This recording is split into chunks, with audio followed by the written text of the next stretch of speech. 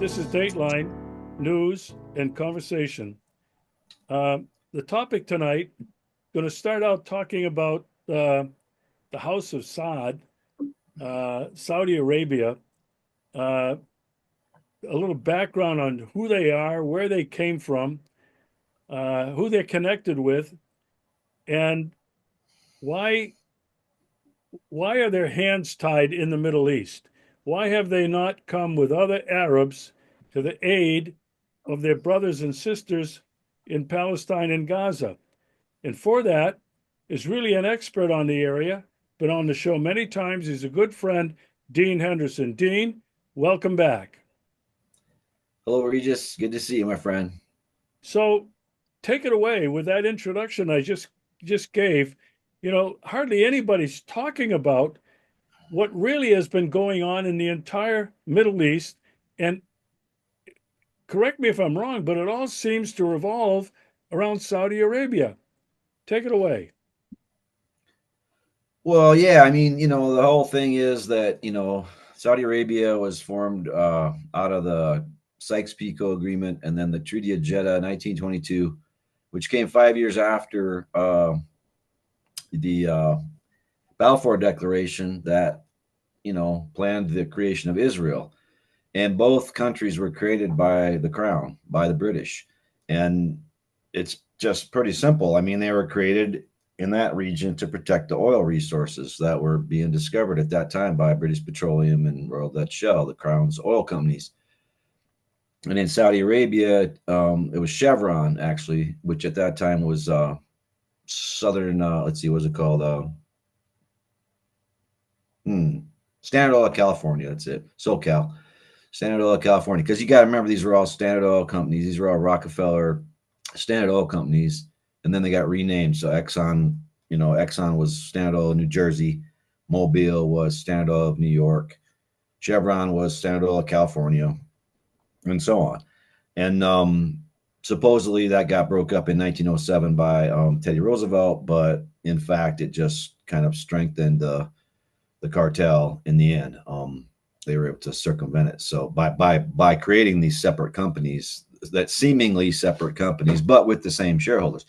But so the whole idea is control of the oil resource. So in fact, if you look below the surface, there's always been this banter between the Saudis and Israel. Oh, we don't like what you're doing to the Palestinians, but in fact, they're allies, and they always have been, and their interests are the same. And so that's why they won't intervene to help the Palestinians, which of course enrages the Palestinians and as well as the Iranians, the Iraqis, and the nationalist countries in the region, which are being suppressed by the Saudis and the CIA and their Israeli friends.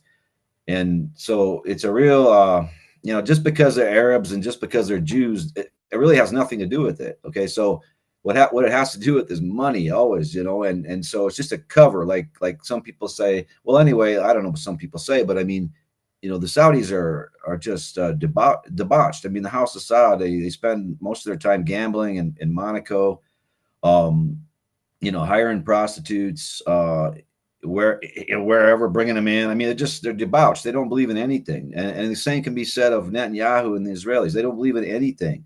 They're just, in the end, they're just Satanists, right? And they just serve whatever makes them money. And the El Saud family actually came out of and as well as the Kuwaiti royal family, as the El Sabahs, as well as the UAE royal family, the El Maktoum family, and all these royal families in the Middle East, and whether it's in Qatar or Oman or Bahrain, wherever it is. It's the El Khalifas in Bahrain. So it's a single family monarchy in each of these countries, and they were all put into place by the British. And until 1973, these countries, except for Saudi Arabia, were not even independent. So it's relatively recent. And who guards these families in these royal palaces? It's MI6 agents, Secret Service British agents. That's who their bodyguards are. So that tells you everything you need to know. And the other thing that tells you everything you need to know is that 42% of the world's oil sits beneath this area, which is Saudi Arabia and the Gulf Cooperation Council, which encompasses all those monarchies I just mentioned. So their interests from the get go were aligned with Israel, and more importantly, aligned with the crown. And it is all about control of the oil in the Middle East. And their main job is to, the Saudis are also the paymaster, right? So any covert operation the CIA has ever undertaken, be it the Afghan Mujahideen, be it the Nicaraguan Contras, be it the Angolan, Jonas Savimbi people, or the Mozambique Frelimo people, whoever the CIA sponsors and want to overthrow a government, or whatever the goal may be, usually to overthrow a government, the Saudis fund it. The Saudis are the funders. They'll fund. They funded. I'm sure they funded a big chunk of the Ukrainian arms deals, for example, because that's just what they do. And in any other covert operation where Ukrainian troops were used to train terrorists. For example, in Mali, we now know that the Ukrainians were training the ISIS people in Mali, and still are probably.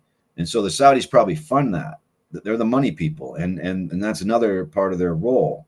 And the quid pro quo is, you do that for us. You serve as paymaster for covert ops, and you basically keep the price of oil where we want it by turning on the spigot or turning off the spigot. And in exchange for that, we'll let you become rich, and we'll let you become, for example, the Saudis are the biggest shareholder in Citicorp, which is one of the four horsemen of banking in the U.S. The Saudis own that pretty much, and so they cut them into the deal, is what they did, and they own a lot of stuff. They own Hoechst, the German chemical company. They own Saks Fifth Avenue. They own a lot of stuff. They own News Corporation. Rupert Murdoch is the other owner, and he's Jewish. He's an Israeli dual citizen. So there you have it. But the Saudis, I mean, so they're just a crooked, corrupt country where people have no rights, and that's just the kind of allies the United States and the Crown have always had. I mean, you have to have oppression, you have to have a lid on things, and this is what's happening now, and this is what's coming back to bite the West right now. Honestly, bad karma, and all that stuff, and a lot of bad things happen, and it's coming up to payday. It looks like. Uh, Dean, you're talking about things nobody else is talking about. Okay, not that I know of, and I used to follow a lot of the big time bloggers and experts, uh, and I don't recall anybody talking about what you just articulated. That what really is going on, the creation of Saudi Arabia and Israel pretty much the same time by the UK, City of London. Uh, and this is why, as you said, they're really allies.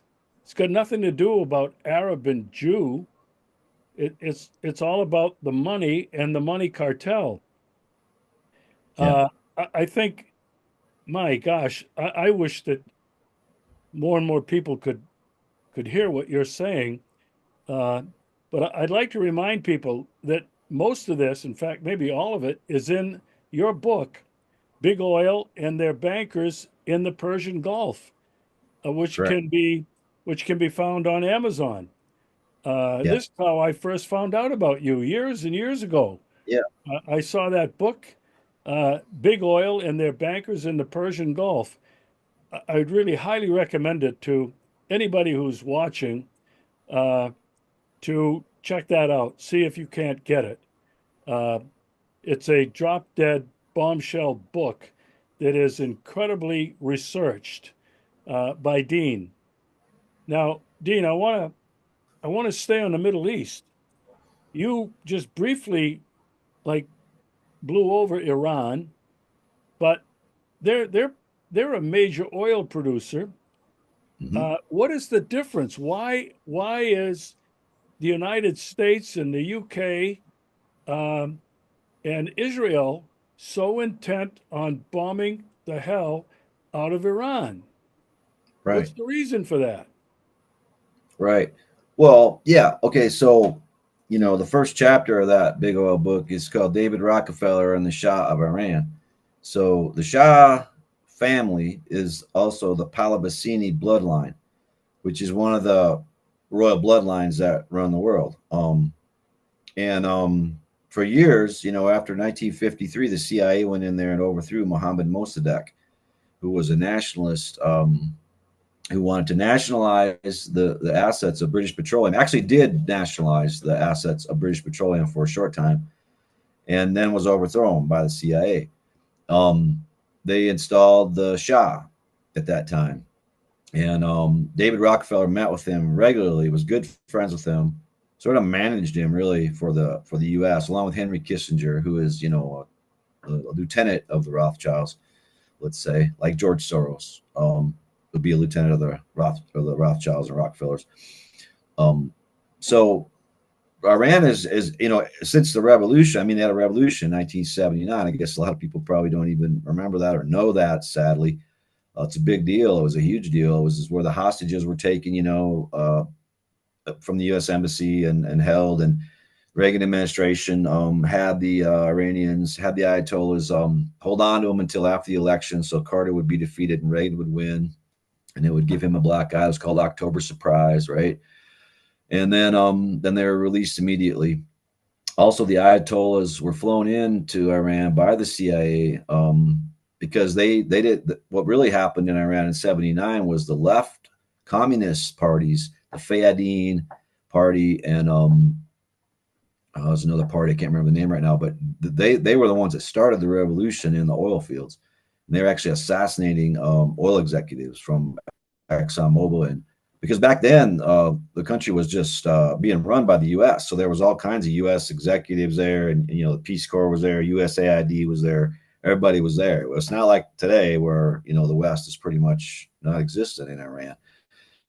And so they started that revolution. The Two-Day Party was the other party, the Two-Day Party and the Fayadeen. And these are left-wing communist socialist parties who were the same thing. They were Mossadegh supporters from the past.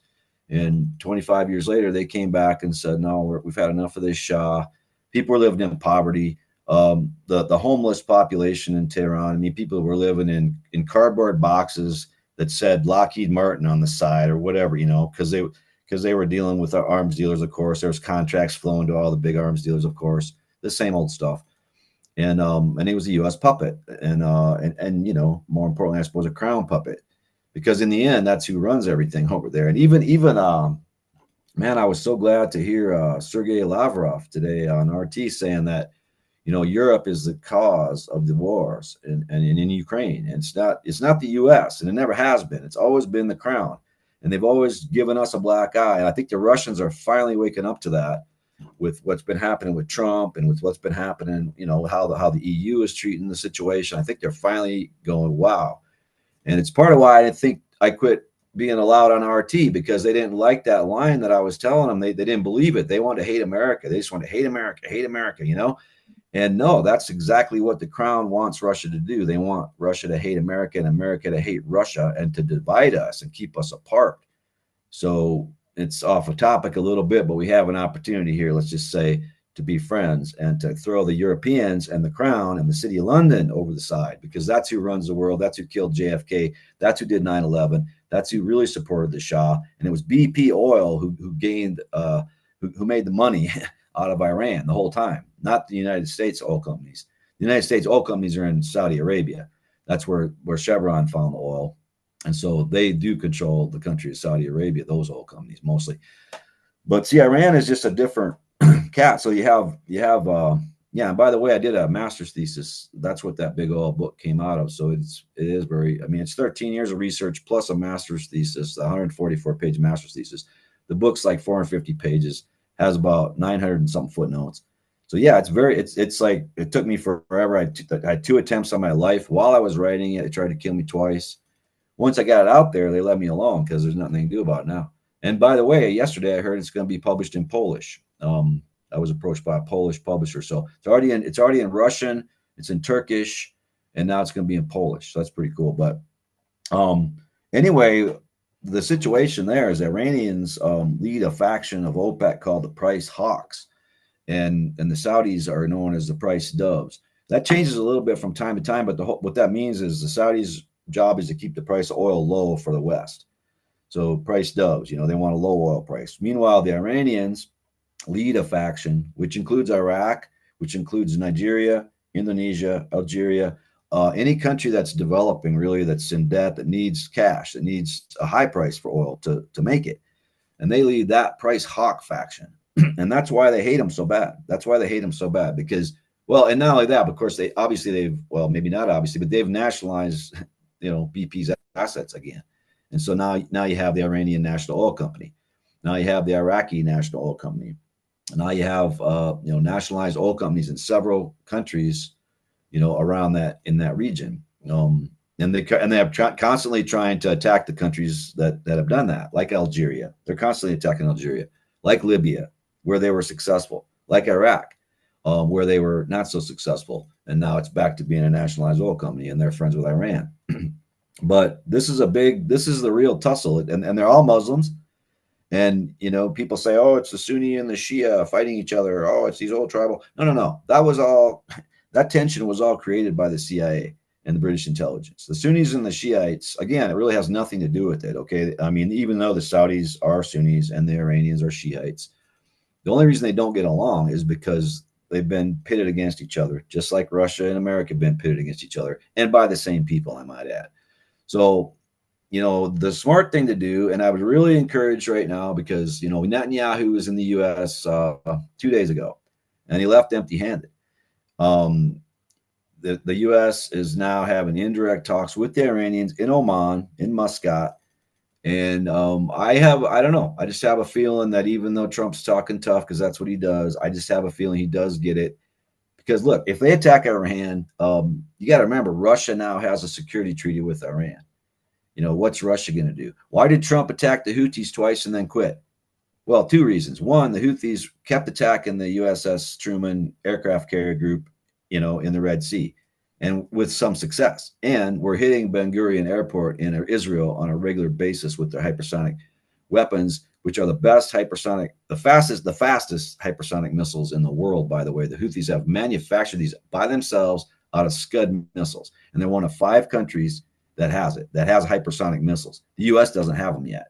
We're testing them, but we don't really have them in our arsenal yet. So see, we've come to a point with drones and miniaturization and all this stuff where guerrilla groups and people without a lot of money can now compete on the weapons field.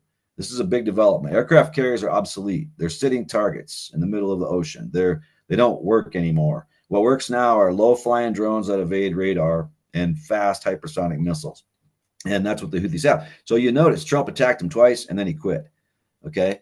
But I think the other reason he quit, in addition to the fact that they were not defeated, is that he said, look, if I keep doing this, look, the Russians, they got the security agreement with Iran. And he knows that. He knows that if he attacks Russia, he'll lose the whole Iranian, he'll lose the Russians in the peace talks vis-a-vis Ukraine. So they're not very smart, but they're smart enough to know that. And they're also smart enough to know that Iran has some serious weapons too, that, you do not want to start this. This is World War III. This is World War III. So I'm really encouraged that we're meeting with Iran indirectly, which is what the Iranians wanted. Trump wanted to meet directly with them. And they were like, no, not until you show good faith, man. Sorry. We're going to meet indirectly in Oman. And Trump capitulated and went along with them. So what's that tell you? So that's where we're setting. And, yeah, anyway, that's what it is. And that's what the big, the big cheese battle is in the world, is all about. It's still about oil. It's still about oil. We're still, until further notice, we're on a petroleum standard. We're not on a gold standard anymore. Nixon took us off there 1972, and we're now on a petroleum standard. And until further notice, that's what it is. So, the dollar is backed by the ability to basically pump cheap oil out of the Middle East. And then that money that is earned from those, from the petroleum, goes into the city of London, along with all the drug money, along with all the human trafficking money, along with all the dirty money from every kind of smuggling you can ever imagine. And that all goes into the city of London, which is totally opaque. There's no regulations. You can't you can't know where it's going, and that's the money that goes into the Cayman Islands, into all these offshore banking havens, and funds CIA covert operations, funds further trafficking, and goes into the pockets of the Rothschilds and all these royal families and their toadies in these various countries where they sponsor these juntas to keep their interests keep the money flowing, basically keep the resources flowing from the global south, which we've been pillaging for the last 70 years or whatever. Dean, I got to slow this down. Uh, what you just stated over the last 10 or 15, whatever, 10 minutes, it is probably too much for most people to comprehend. I've been trying to take some brief notes to keep track of what you've been saying. Uh, so I want to go back to a couple of things. You said something that I think I just came to in the last, well, with the temporary ceasefire Mm-hmm. between Ukraine and Russia that Trump supposedly brokered. Mm-hmm. And yet Ukraine kept defying this agreement, and they kept bombing uh, infrastructure, oil infrastructure, Yep. energy infrastructure in Russia, and Russia's been holding back. Yep. And when that, a few days after that, for the first time, I thought, you know what? I know that the UK has been involved in this, but I thought it was the US that was in charge. And you said it. It's not the US that's in charge. It's the UK that's behind it all. Uh, the City of London, these uh, these big banking cartels, or Yep. the big bankers. And so then I thought, you know, it's got to be the UK, it's got to be MI6 who are doing this in Ukraine, because Ukrainians Yep. don't have the capability of doing this. They never have. Mm-hmm. So when I, anyway, that's when I started thinking that you know what? I think that the United States did not win the American Revolution. I think I think the UK has been wagging the dog ever Yep. since, and I think you'd agree with me. Now, Yeah. now, I want to come back to Iran. You talked about the revolution.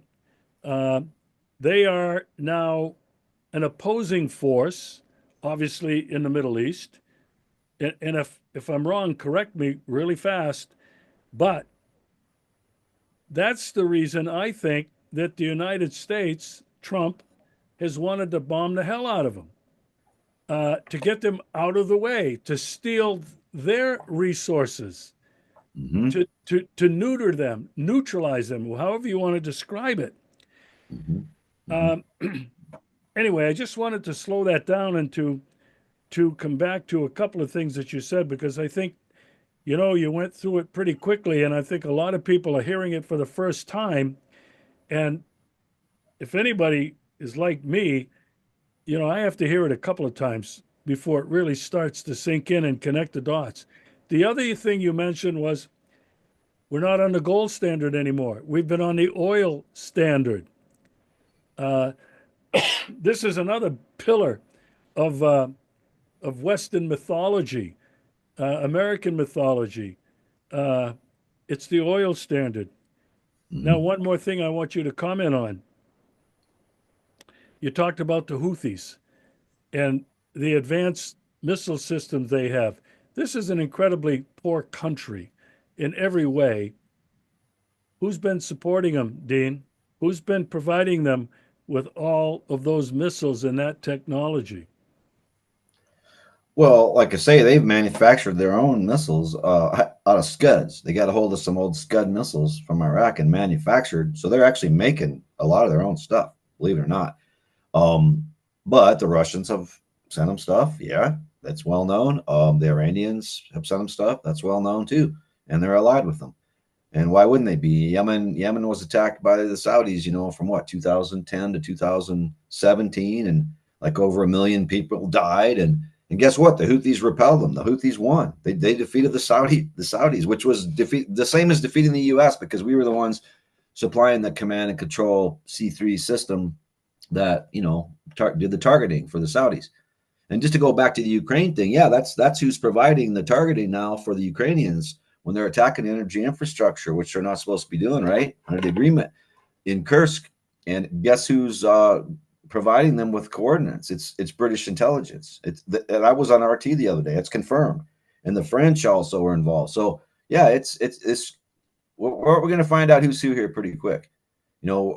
Is it the United States that wants to bomb Iran in this Stone Age, or is it the United States still going to remain under the British control, or is this Trump guy going to actually provide an American revolution where we get rid of this control? Because that's what we need, and we need to be friends with Russia, China, and Iran, man. And that's right. And the Houthis, the Palestinians. But I'm worried about Trump because he's Kushner and the Zionists. That's the thing. They're leaning on him. They want him to do a certain thing, and I'm hoping that he's gonna do the Ukraine thing and get rid of Zelensky and get rid of these parasites, not support them anymore. And then we'll see. Like if NATO wants to come in there and support them, well then maybe the U.S. can join Russia and we can bomb the shit out of them. Because I don't mind that. I'm so sick of these fucking Europeans, man. I'm just like Trump and Vance on that one. I'm sick of them. They use us like a rag, man. They got 20% tariffs on our cars coming into their country. We got nothing on theirs. That's not right. So all he's doing with these tariffs, I agree with the tariff. Here's the thing about Trump. The American psyche is fractured at this point, to say the least. I mean, social media has just destroyed people's ability to think for themselves. So you're allowed to love Trump, kind of worship Trump, like have a daddy complex towards Trump, or you're allowed to hate Trump and think it's okay to assassinate him, which is apparently what the fake left thinks now, that it's okay to just assassinate him. Wow. It's okay to go burning a bunch of cars. Oh, wow. So I'm not with either one of these. I'm not down with this. I'm not down with the hive mind on either side. I'm not down with, I have to think this way or that way. So see, I like some of what Trump does, and I don't like some of what he does. That's where I'm at. Like, I don't want to see the Department of Education go away. That's just crazy. I don't want to see any more support for Israel. Obviously, that's crazy. So there's some serious things he's doing wrong, but there's some other things that he's doing right. And all I can say is Trump 2.0 is what they're calling it. It's just it is different because these are not billionaires in his cabinet this time. These are Musk, accepted, but I think Musk is on the way out because Musk and Peter Navarro aren't seeing eye to eye. And he called Peter Navarro dumber than a sack of bricks this morning on Twitter or whatever. And you know why? Is because Musk is a creep and he's Royal Society, and he got in there. And the whole history. I mean, I've written about Musk, and his daddy was a transhumanist leader in Canada. They want to connect us to computers. His grandpa was a Nazi from South Africa. I mean, he's a bad dude, and he's a bad dude, and he just I don't even know if he's a dude. I mean, is he an alien, or they say he's got Asperger's, but I don't know. Anyway, that guy's on the way out. I think that guy's on the way out. That's the good news. And but you look around his other members of his cabinet, there's just not a lot of billionaires this time around. Last time around, it was all billionaires. So it is different, and it is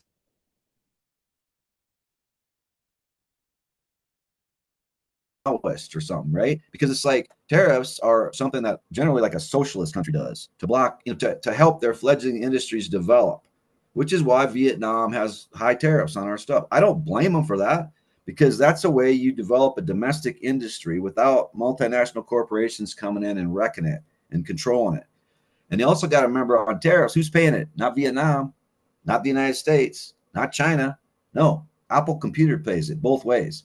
Apple Computer is going to pay that 104% tariff on Chinese goods coming here. Apple Computer is going to pay the 94% tariff, which China just announced today, on stuff going that way, on soybeans mainly. It's about all pigs and soybeans. That's about all we export to China.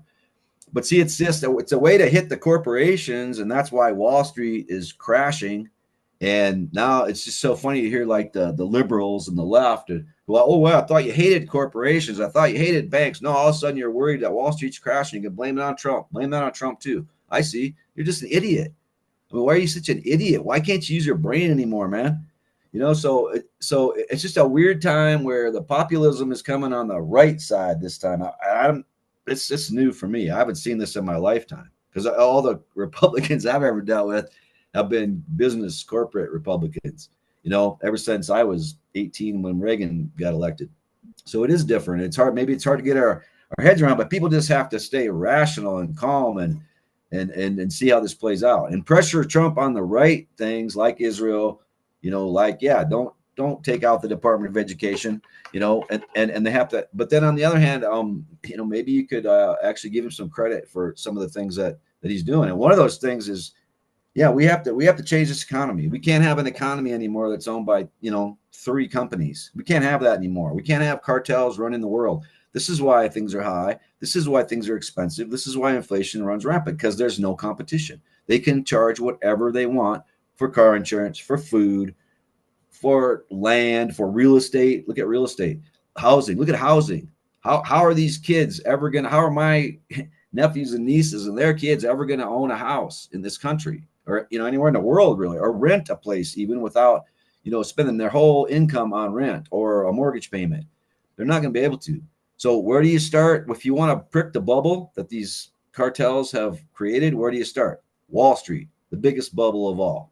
So, and then on the other side, yeah, you have Trump supporters and they're like, oh, it'll come back. And they love the stock market too. I just don't understand why people love the stock market. I mean, when the stock market goes up, the working people, their standard of living goes down. And all you have to do, go back to 1982 when Reagan came to power. Then you go back to 1940, and you look at a graph of the Dow Jones Industrial Average, and you'll see that from 1940 to 1982 it was virtually flat. Went up just a little bit, right? And back in those days, people invested in Ford, GM. It's kind of a patriotic thing to do. You didn't expect to get 25, 30% gain annually on your investment. You expected maybe 5%, and that was reasonable, and that was fair, and that was okay. And it was okay that kind of went up a little bit, and the ownership was more widespread. Reagan changed all that. He deregulated it. Corporations ran wild. They bought, merger mania occurred. Where companies just bought other companies, laid off tons of workers. That's why the stock went up, because when you lay off thousands of workers, your CEO gets paid more and your stock's worth more. And your stockholders love that when you lay off workers. They love that. They love it when you go to AI and hammer some jobs. They love it. So we have to take down the ruling class. And the only way we're going to do it is financially. And so, I mean, I am tickled to death to see the stock market crashing, and I hope it continues for like a year. It goes to fucking zero. And I'm sorry about 401k people. I'm sorry, but you should have got out. You shouldn't have got in bed with the devil, man.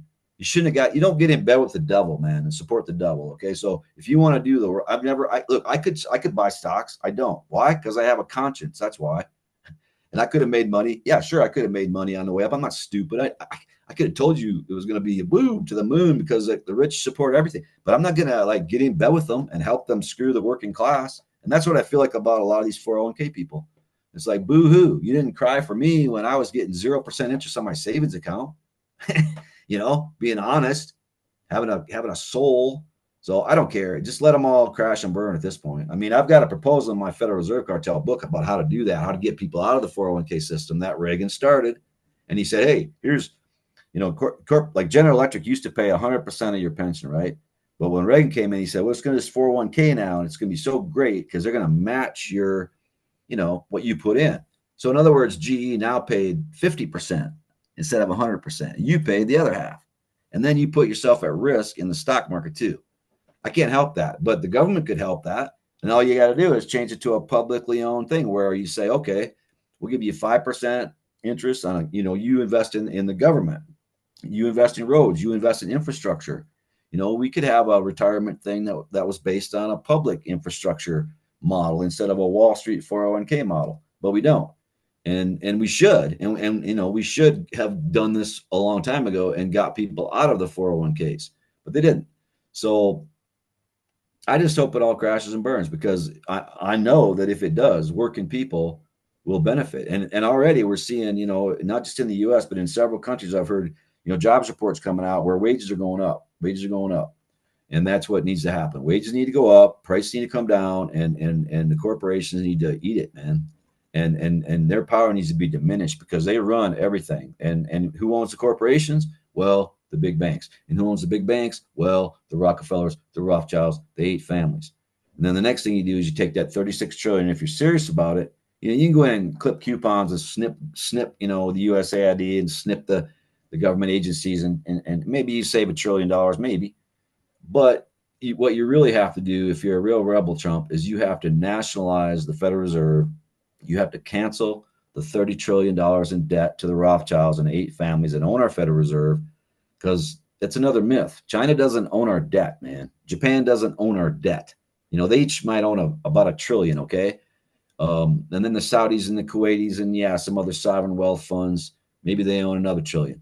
But 30 trillion of that, 36 trillion at least, probably more like 32 trillion of that 36 trillion is owed to the 8 family banking cartel. And that's a fact. And all we got to do is just with a stroke of a pen, just say, we're defaulting. We're not paying that. Sorry, eat it. And then, but there's things you have to do ahead of that too, or they'll crash your currency and they'll mess with you. And this is the kind of things JFK was going to do when the British intelligence assassinated him. But I don't know. At least with Trump, things are changing, and I feel like in a positive way, generally. And we'll just have to see what happens. Let me slow it down again. We've got to back up a little bit. This is an awful lot. Yeah. All right, you're talking about Trump. Getting your money's worth. Yeah, right. You see some things that he's doing are good, some things that he's doing are not so good. Let's kind of examine some of that a little bit. Do you think Trump has a clue about the economy?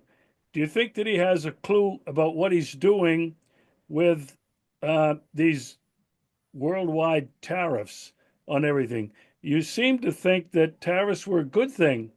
But how do you see that? Well, first of all, do you think Trump knows what he's doing? And do you think it's a good thing? And one more thing, okay? A lot of the bankers are saying he's absolutely crazy. Mm-hmm. He's doing the wrong thing. Well, if it's the bankers that control everything and they're going to lose, obviously they would say that. So help me figure out in my simple mind. I'm not an economist. I don't have a clue about finances. I don't have any investments. I don't have any savings. Tell me what you think is really going on. Yeah, I mean, I think he does understand it, economics. I think he's there's people around him that understand it. Howard Lutnick and Navarro and these guys understand it. Yeah, of course the bankers don't like it. What I can't figure out is like they keep saying, like Jamie Dimon, Jamie Dimon, whatever. Like he says we're going into a recession. So how can these tariffs both cause inflation, which is what everybody, all the Trump haters say, it's going to cause inflation. It's going to cause inflation. How come the gold market was down like $80 2 days in a row? How come the oil market's crashed now and it's below $60 a barrel in the last week? If it's going to be inflation, then how come that's happening? How come every commodity is going down right now? So it's probably right that we're going to go into a recession. It might even be right that we're going into a depression or a deflation.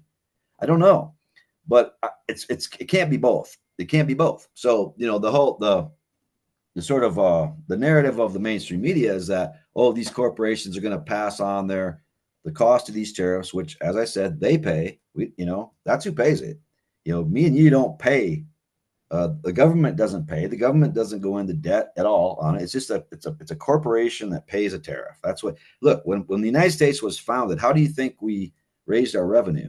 See, I think Trump understands history because how we did it was tariffs and excise taxes on the East India Company, on the Standard Oil Corporation, on U.S. Steel, the big companies, the Carnegies, the families. Those people actually funded the entire U.S. government until 1913, when the federal income tax was introduced and ratified without a majority vote in Congress, by the way.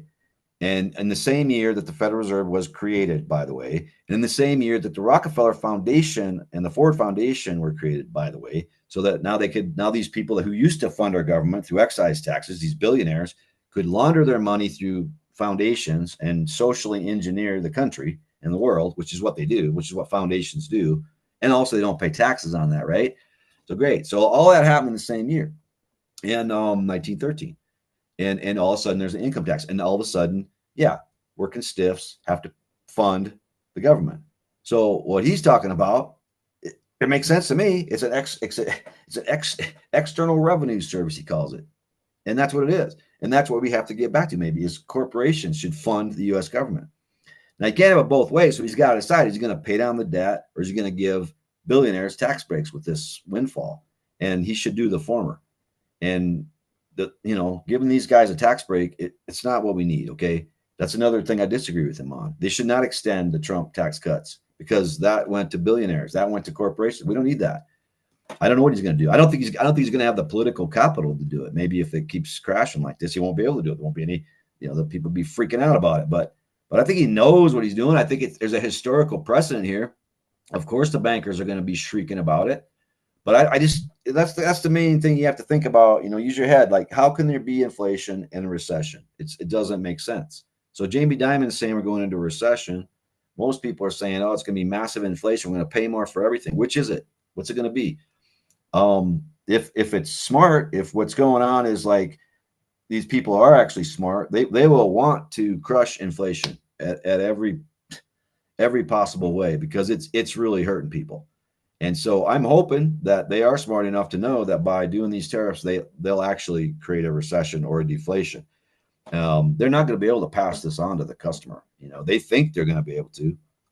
That's the narrative of the mainstream media that automatically they'll be able to. But will they really be able to? I mean, if people are making less money, if people are worried about the economy, are they just going to go out and oh yeah, no problem, I'll spend twice as much for a car? No, they won't. So that car is going to sit on that lot until Ford Motor Company eats that tariff, pays it, eats it, it pays for it. No passing it on to consumers, brings it down to the price where it used to be. There it is. And actually, just interestingly, right now, Ford Motor Company is offering employee pricing on all their vehicles in the United States, which tells me it's already slowing down dramatically. And there's no ocean shipping it's going to be cut in half. And that's why oil market is getting crushed. That's why oil went from $80 a barrel to like $57 a barrel in a week, if anybody's noticed. And that's because there's not going to be nearly as many container ships going either way. And you know what? That's fine too. In other words, Regis, the era of free trade, the era of the WTO, NAFTA, all this free trade that, again, the liberals used to be against that. I ran for Congress in 2004. That was my main issue, that the U.S. should withdraw from WTO, withdraw from NAFTA as a Democrat. Democrats used to like that sort of thing. Now they seem to love free trade. Now that Trump is ending free trade because it's Trump, and everything Trump does is bad, and they're triggered. They're like Trump derangement syndrome, triggered. And so now that Trump is ending free trade, all of a sudden they love free trade, I guess. And they think he's evil for ending free trade. No.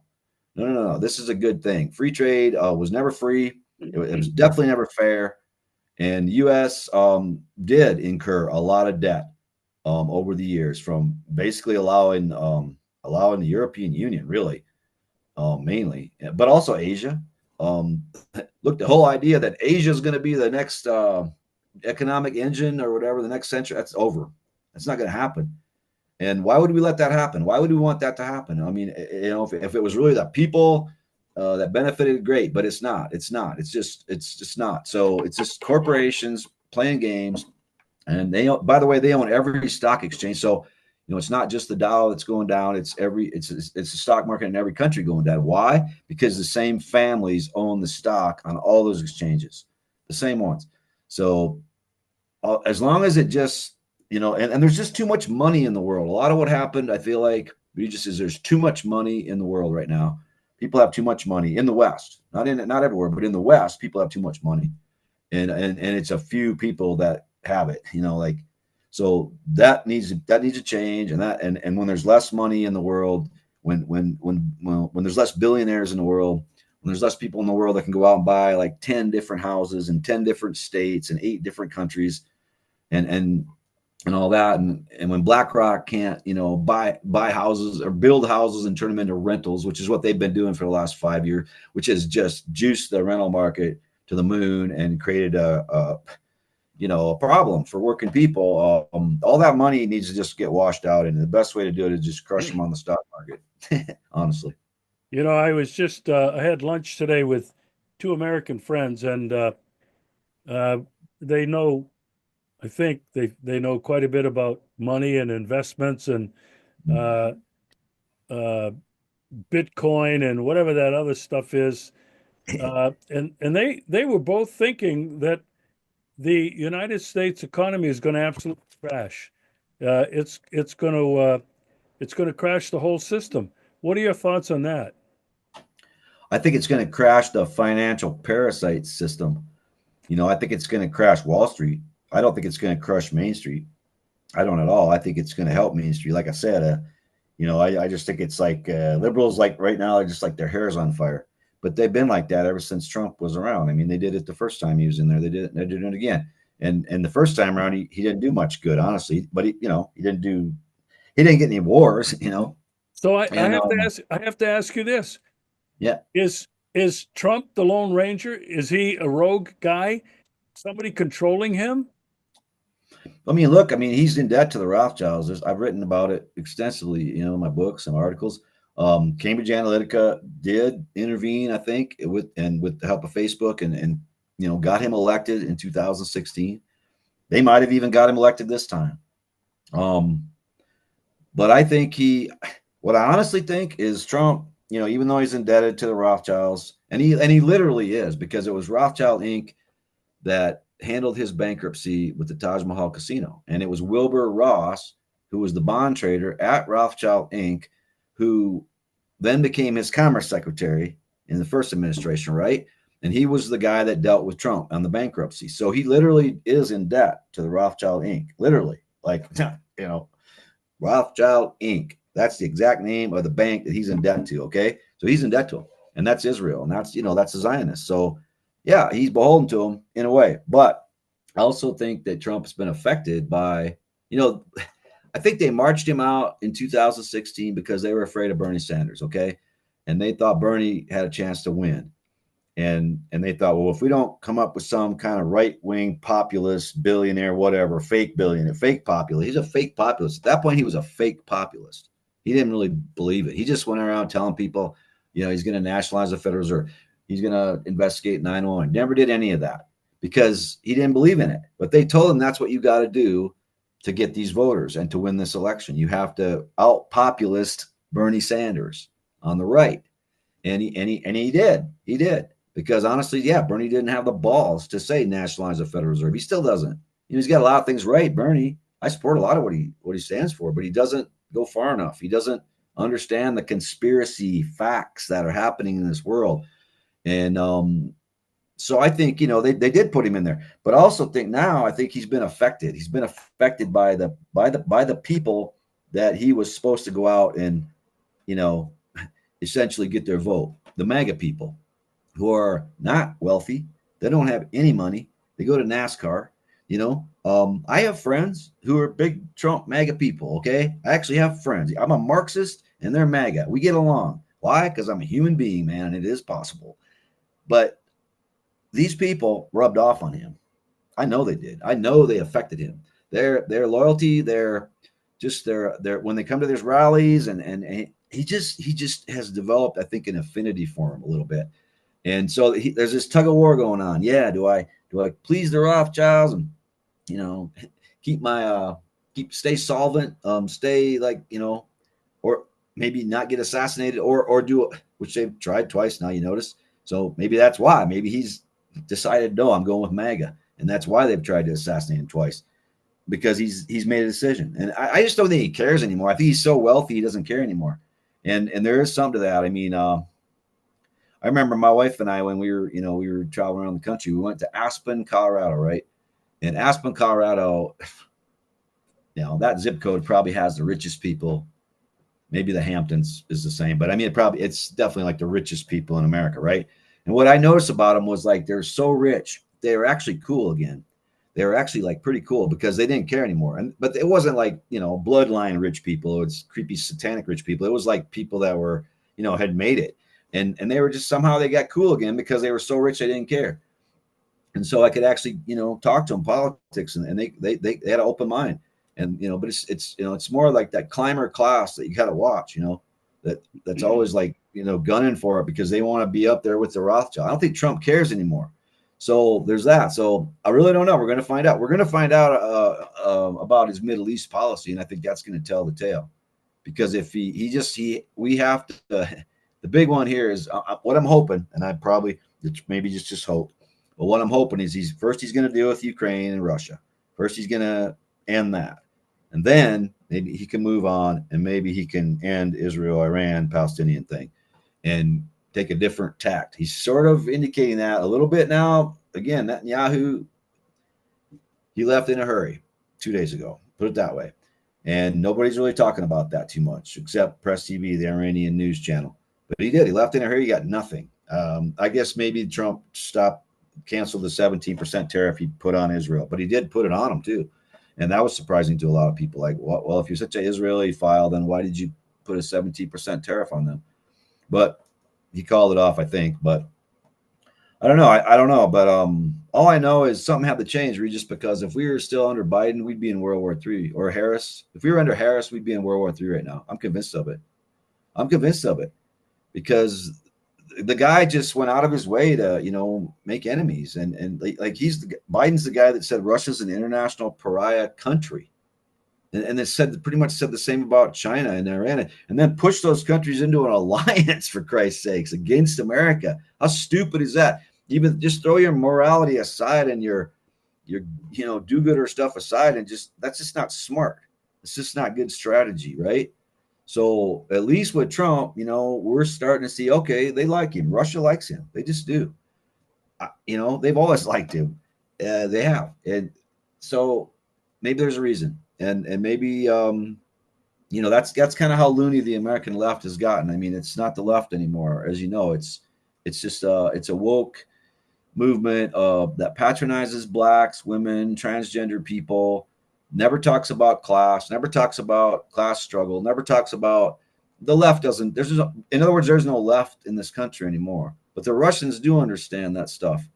And we'll see what happens. I mean, So, Dean, do you think, as I look at what's happening in the world today, you still have this conflict in Ukraine, which is the Russians are moving, and they're moving quickly all along the front line.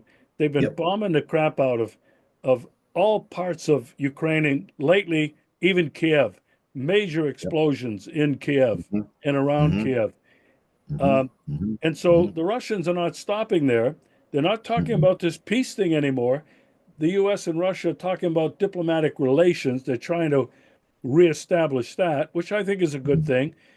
And Yep. then you swing over and you look at what's happening in the Middle East. Now, as you pointed out, the U.S. and Iran are now meeting indirectly in Mm-hmm. where Oman or somewhere else. And that appears to be a good thing. But just a few days ago, Trump was going to bomb the hell out of them. Yeah, he And then said you it. look at that the genocide, the Israeli genocide, is continuing and doesn't stop. Hundreds No. more, maybe thousands more killed every day. And then if you swing over to the east, you got the United States saying China's our number one enemy. We have to pivot over there. Mm-hmm. Uh, and then he puts these tariffs on everybody. Uh, Dean, to a lot of us, it looks really scary. It looks like I mentioned yesterday in the show I did, the world seems to be turned upside down. Um, just briefly now, before we finish, um, what's the time frame? Do you think? Do you think something in terms of what we've been talking about tonight, or do you think it's going to take a bit more time, maybe a lot more time? But do you think we've avoided a third world war? Not yet. Not yet. Not yet. No, it's really going to depend on, like, as I said earlier, it's really going to depend on his Middle East policy. And not yet, because you can't be friends with Russia and bomb Iran. It's not possible. I mean, it's just not possible. I don't think, what was it, a month ago? And then just today, again, there was another security agreement that they signed. So And China too. China has also signed a security agreement with Yeah. Iran. I do think China may have bad intentions for the United States. Okay, I will say that I don't totally trust them, so I don't mind the United States pivoting to China, and let's hold them accountable. Let's not, you can't just go into the South China Sea and fuck with the Filipinos and steal territory from and mostly, like, I've been to Southeast Asia so many times, and they don't like China, man. Like Vietnam and Laos and Thailand, they don't like China. Malaysia, they don't like China. Indonesia, they don't like China. There's a reason for that. They are the bully. They are kind of a bully. So I don't mind China, taking it, hey, let's look at them. Let's just see if they really want to get along or not. I don't know if they do. I think Russia does. I think Iran does. I think they have good intentions. I'm not sure about China. So I don't mind them pivoting that way. But no, we're not out of the woods yet. I mean, Trump had that phone call the other day with Putin, and he got all pissed off, and hung up, I guess.